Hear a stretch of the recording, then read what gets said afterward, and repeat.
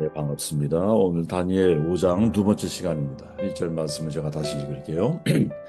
벨사살 왕이 그의 귀족 1,000명을 위하여 큰 잔치를 베풀고 그 1,000명 앞에서 술을 마시니라. 벨사살이 술을 마실 때에 명하여 그의 붙인 느부갓네살이 예루살렘 성전에서 탈취하여 온 금은 그릇을 가져오라 명하였으니 이는 왕과 귀족들과 왕후들과 후궁들이 다 그것으로 마시려 함이더라. 하나님의 정치를 따르라라는 제목으로 말씀을 나눌게요. 말 그대로입니다. 느부갓네살 왕의 아들의 후임인 벨사살이 어느 날 귀족 1,000명을 위해서 큰 잔치를 베풀고 함께 주지 육림에 빠지고 있는 모습을 보여주고 있죠. 귀족만 1,000명을 보유한 나라, 예? 이제 우리로 얘기하면 공무원들을 제외하고 왕을 위시한 그 모든 스태프들을 이제 제외하고 귀족만 1,000명을 보유한 나라, 불안정한 역삼각형 구조의 나라인 거죠. 왕과 귀족처럼 대우받으려고 하는 자관자들이 넘치는 나라는 무게중심이 위에 있는 거예요. 역삼각형을 생각하면 쉬운 거죠. 이해가 빠른 거예요. 그죠? 영어로 부유한 의미하는 단어가 리치잖아요. 왕을 의미하는 단어 라틴어는 렉에서 나오거든요. REC. 부자는 왕과 같은 대우를 받고 살아가기를 원하는 자들이다. 이런 뜻을 가지고 있다 그래요. 그러니까 부자, 귀족 1,000명을 보유한 나라는 사실은 백성들의 입장에서 놓고 보면 마치 왕을 1,000명 모시고 사는 것과 같은 형국이 아닐까요?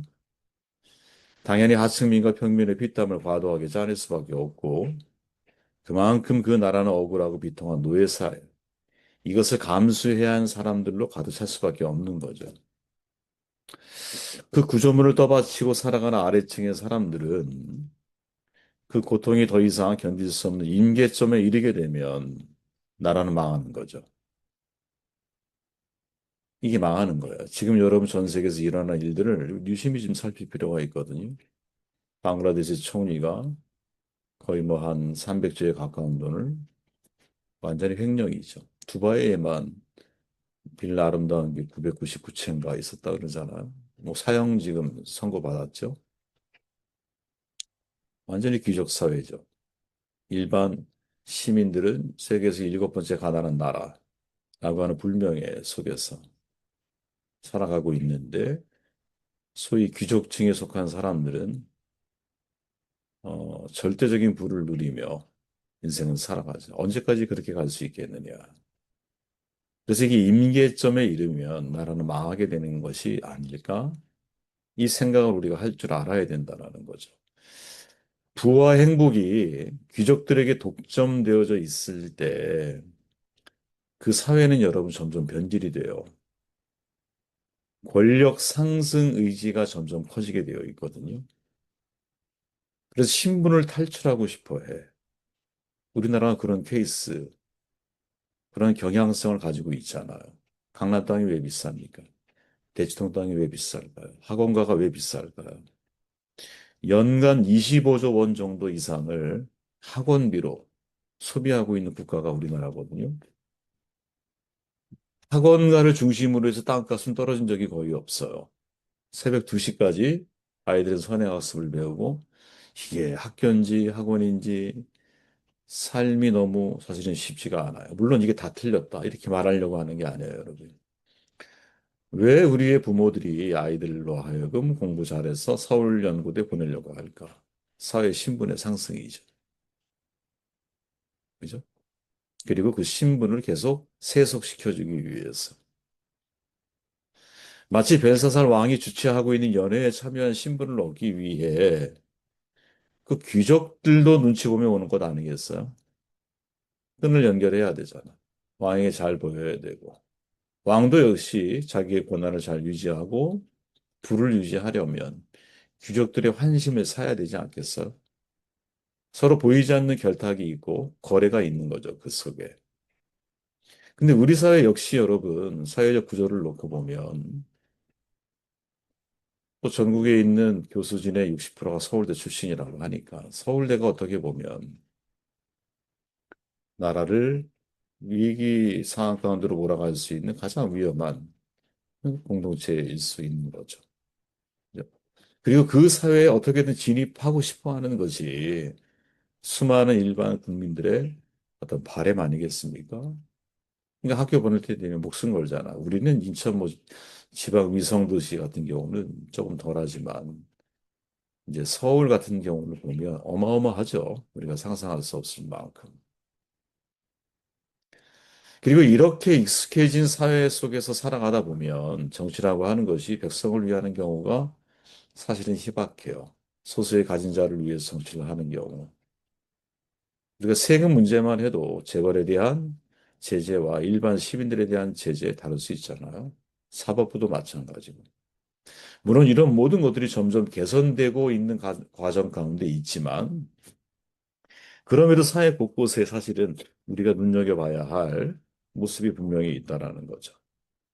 그래서 모든 제국적인 정치학은 사실은 권력 투쟁적이고 정권 탈취학이고 정권 사유학이고 권력 남용학이죠.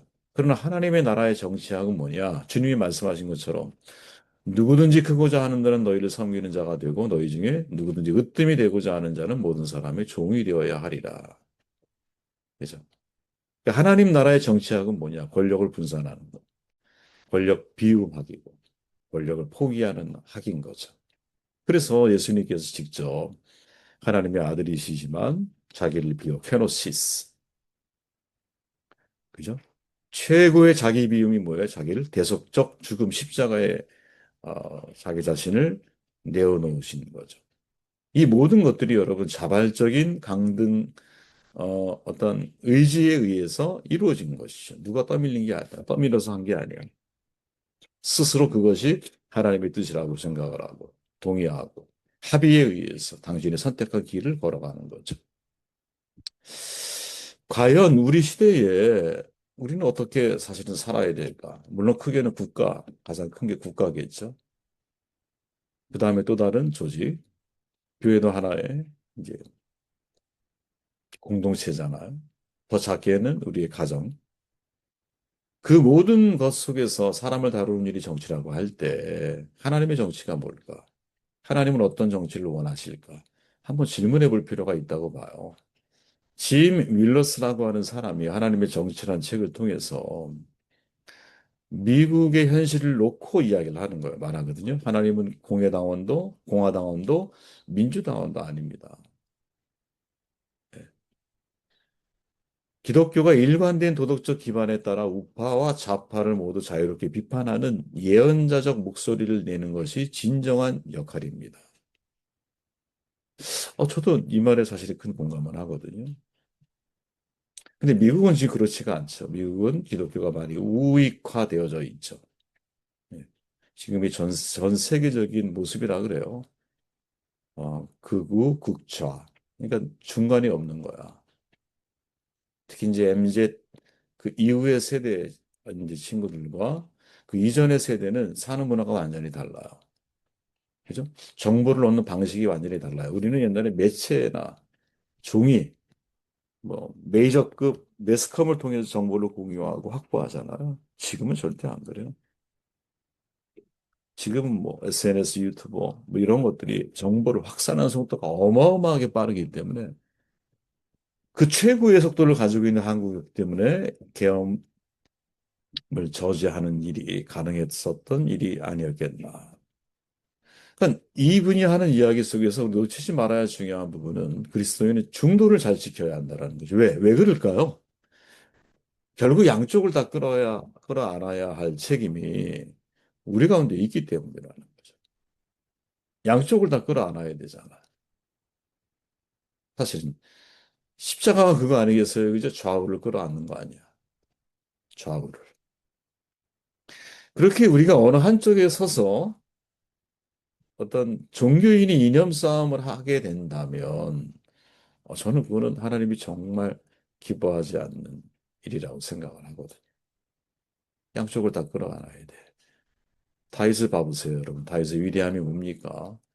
그 위대함을 경험할 수 있는 중요한 사건 가운데 하나가 사울 왕을 죽이지 않는 그 뭐랄까 하나님의 절대적인 주권에 대한 인정, 그리고 아말렉 군대에게 자기의 가족들, 재산들을 다 탈취당했을 때 그들을 구하러 출발하잖아요. 중간에 한 200명이 포기하잖아요. 결국 승리해서 모든 걸 다 되돌려 가지고 돌아와서도 함께하지 못했던 200명에게 동일하게 분배를 하잖아요. 여러분, 이게 사실은 어떤 통치자, 정치하는 사람들이 가지고 있어야 할. 그래서 조금 더 먼 미래를 바라보면 그들도 우리의 가족인 거야. 예를 들어 좌우에 계신 분들도 우리의 가족이잖아요. 그들을 내실 거예요? 아니잖아. 함께 가야 되잖아요. 사실 얼라이언스 정신의 가장 위대함이 있다면 원래 동맹이잖아요, 동맹. 연합보다 더 강한 의미의 동맹. 우리는 얼라이언스가 사실은 있어야 한다는 거죠. 얼라이언스. 누구를 위해서? 하나님의 나라와 하나님의 선교를 위해서. 지금은 생각이 달라서 반대편에 서 있을 수 있고, 또 생각이 달라서 우측편에 서 있을 수 있지만, 그렇다고 우측과 좌측에 있다 그래서 그들을 잘라내야 하느냐? 그건 절대 아니라는 거죠. 결국 품고 가야 되고, 그죠? 함께 이루어야 되는 거죠. 정치는 여러분, 리더 혼자 하는 게 아니잖아요. 혼자 일할 거라면 뭐하러 리더가 돼요? 그냥 혼자 자기만의 세계에서 자기만이 하고 싶은 일을 하며 살면 되지. 정치를 하는 리더는 함께 해야 되는 거잖아요. 그러니까 함께하는 모든 사람들이 자기의 주어져 있는 실력이나 혹은 공동체에 공헌할 수 있는 그 사람만의 재능이나 이 모든 것들이 어우러져서 공동체를 살리는 쪽으로 사용되어지게 만드는 이 기술이 사실은 중요한 정치적인 리더십 아니겠어요? 그죠? 나만 돋보이려고 하고, 그죠? 나만 예를 들어서 대접받으려고 하고, 내가 으뜸인 것처럼 너희들은 나를 따라오는 사람일 뿐이야 라고 생각하게 만드는. 절대 정치는 제 개인적인 생각에서는 나를 따르라고 말하는 자리가 아니라고 보거든요. 여러분 예수님 성경에서 일관되게 제가 말씀드린 얘기지만 성경에 있는 사도인자 제자들은 여러분 나를 따르라고 말하는 사람들이 거의 없어요. 대부분 어떤 사람들이에요? 나를 본받는 자가 되라. 이 말이 맞는 거라는 거야. 유일하게 나를 따르라고 말씀하실 수 있는 분은 예수님밖에 없어요. 그래서 예수님은 무려 3번에 걸쳐서 베드로에게 나를 따라와라. 나를 따르라. 나를 따르라. 이렇게 말씀하는 거예요. 그러면 우리는 뭐냐? 예수님의 말씀을 따라가는 사람들로서 나를 바라보는 사람들이 내가 따라가고 있는 그분을 따라갈 수 있도록 도와주는 역할이 바로 우리의 역할이라는 거죠. 그러면 이러한 역할을 하기 위해서 진짜 정치인들 표현이지 우리한테는 지금 이게 안 좋은 느낌이 많아가지고 좀 그렇지만 사람을 다루는 일이 정치라고 한다면 그런 포괄적인 개념에서 정치인들이 특히 기독교인 정치인들이 어떤 의식을 가지고 살아가야 될까? 내 위에 누가 있어야 되는 거지. 그게 바로 예수 그리스도의 삶, 하나님의 말씀인 거예요, 말씀. 그래서 여러분, 퓨리탄 정신으로 세워진 미국 대통령들은 모두가 그런 것은 아니죠. 깡패 같은 대통령도 있겠지만, 그래도, 그래도 초기부터 그 정신을 이어왔던 대통령들 가운데는 성경을 굉장히 사랑하고 성경대로 살려고 했던 지도자가 많았죠. 예를 들어 초대 대통령 조지 워싱턴이 뭐라고 말해요? 성경 없이는 세계를 올바르게 다스릴 수 없다. 2대 대통령 애덤스 성경은 세계에서 가장 훌륭한 책이다. 거기에는 온 세계의 도서관보다 더 많은 내용이 담겨 있다. 3대 토마스 제퍼슨 성경은 세계의 사람들을 훌륭하게 만들 수 있다. 이런 의식을 가지고 있었다는 거야. 퓨리탄 정신으로 세워진 목회자가 정치인이 되려고 하면 안 되고 여러분. 좋은 정치인의 자질을 가지고 그 리더십이 훈련된 사람을 세워가는 일에 도움을 주는 쪽에 역할을 해야 되는 거지. 아무튼 퓨리탄 정신으로 무장한 바로 이런 사람들. 우리가 잘 아는 민주주의의 명언을 남긴 아브라함 링컨. 이번에 고백이 가슴에 와닿죠. 이 성경이 없으면 우리는 옳고 그름을 분별할 수 없을 것이다. 그렇죠. 어떤 문제를 우리가 정치적으로 풀어가려고 할 때 성경이 기준되어지지 않으면 개인적인 사심이 기준이 되기 마련이거든요. 그럼 그때는 옳은 것 같아. 근데 그걸 알아야 돼. 하늘 아래 다 매이듯이 사람들이 모여서 짜고 계획하고 세우는 모든 것들은 여러분, 하나님이 보실 때는 어, 우스운 거죠. 다윗이 왕이 되어지는 과정 속에서 처음에 한 지파의 왕이었잖아. 한 7년 동안. 그 다음에 온 유다 땅의 왕이 되는데 그때 11개 지파에서 서로가 다윗을 저지하려고 했던 세력들이 엄청난 보이지 않는 모함을 하고 보이지 않는 계략을 세우잖아요. 근데 너무 재밌는 게 뭔지 아세요? 다윗이 전혀 그들과 관계를 갖지 않아. 그러다가 결과적으로 놓고 보면 무혈입성을 해요. 피를 흘리지 않아. 그러니까 지들끼리 싸우다가 지들끼리 다 문제가 흩어져 버려. 이거 되게 사실 주목해야 할 이 표현이 이제 메시지거든요. 우리가 진짜 하나님의 정치를 각자의 자리에서 아버지는 아버지대로, 목회자는 목회자대로, 더 큰 공동체에서 어떤 정치적인 역할, 역량을 발휘해야 할 사람들은 바로 그 사람대로 내 안에 신앙이 있다면 기준으로 세워져야 할 게 뭐냐. 첫째는 우리의 머릿속에 내 위에 하나님의 말씀. 다시 말해 벨사사력에 적용해 보면 이 사람은 공평과 정의가 없잖아. 가난한 자들에 대한 국리를 여기는 마음이 없잖아. 공평과 정의가 실현되는 사회, 부자와 가난한 자가 균형을 이루어갈 수 있는 사회, 즉 성경의 지침이 기준이 되는 사회를 머릿속에 이 정치적인 어떤 원칙과 기준으로 가지고 있어야 한다는 것이. 그죠? 그리고 그 원칙과 기준에 의해서 하나하나의 과제나 문제를 풀어가려고 하는 그런 사람이 정말 하나님의 정치를 하는 사람이 아닐까. 네, 그런 생각을 하게 되었습니다. 더 깊은 생각은 여러분들이 한번 해보시기를 바랍니다.